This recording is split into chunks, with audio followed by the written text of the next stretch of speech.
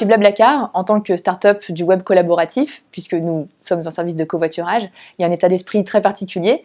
D'abord parce qu'on est jeune, la moyenne d'âge chez Blablacar c'est 29 ans, et donc si je devais là qualifier l'état d'esprit chez nous, c'est l'état d'esprit start-up, évidemment, donc évidemment cool, la décoration parle d'elle-même, on a évidemment tous les attributs classiques d'une start-up, du baby à la borne arcade, bon bref. Mais il y a aussi un état d'esprit vraiment focalisé sur l'innovation et aussi sur le collaboratif. Donc on est très à l'écoute des feedbacks des uns et des autres en tant que covoitureurs. C'est quelque chose qu'on pousse vraiment à la pratique du covoiturage pour que l'on puisse toujours innover en fonction des feedbacks de l'équipe.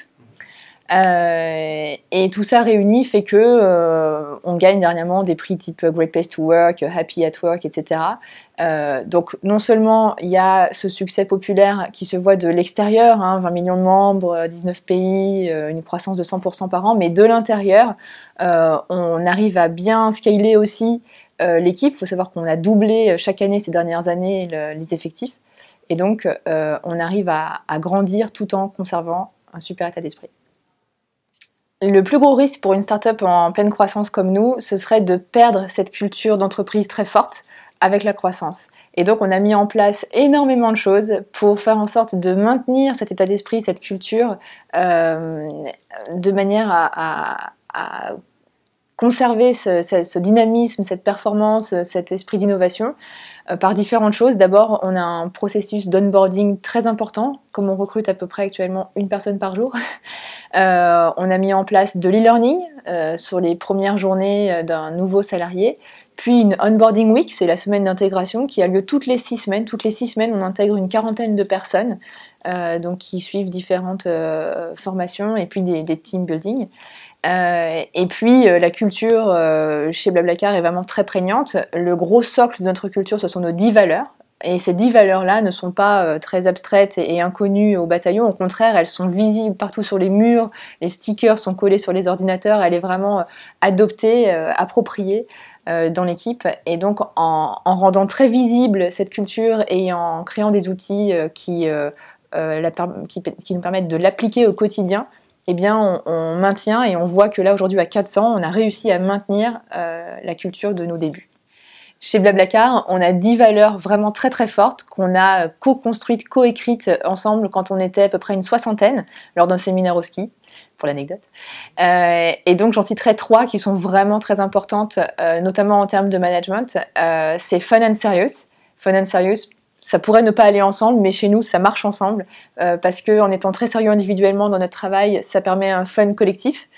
Il y en a une autre qui dit « Think it, build it, use it ». Donc on pense au covoiturage, on build it, et on use it, c'est le mot le plus important dans cette valeur, c'est qu'on l'utilise, on utilise Blablacar, et c'est de cette manière qu'on est dans un cercle vertueux sans cesse pour améliorer la plateforme.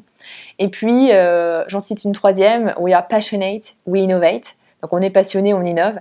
Et pour nous, c'est un des critères de recrutement, notamment. Et puis ensuite, quelque chose qu'on essaie de faire perdurer, c'est la passion. Et donc, il y a des choses extraordinaires qui naissent spontanément dans l'équipe. La Coding Night, par exemple. Des développeurs qui décident de passer 24 heures sur des choses qui sont en dehors de la roadmap. Donc là, ça montre vraiment qu'on est une équipe de passionnés qui s'est complètement approprié la mission de l'entreprise et qui veut tout autant que les fondateurs faire en sorte que le covoiturage devienne un moyen de transport fiable et pour tous. Et donc tout le monde contribue à sa manière pour y arriver. Pour construire une culture d'entreprise forte telle qu'on peut la vivre aujourd'hui au quotidien chez Blablacar, je conseillerais de partir de la base et faire du crowdsourcing. Nous, c'est ce qu'on a fait pour créer nos 10 valeurs et vraiment la culture ne peut pas être imposée à une équipe. Donc voilà, je recommande de créer des discussions, partir en séminaire. Et un exemple de quelque chose qu'on a créé chez Blablacar, c'est la culture squad.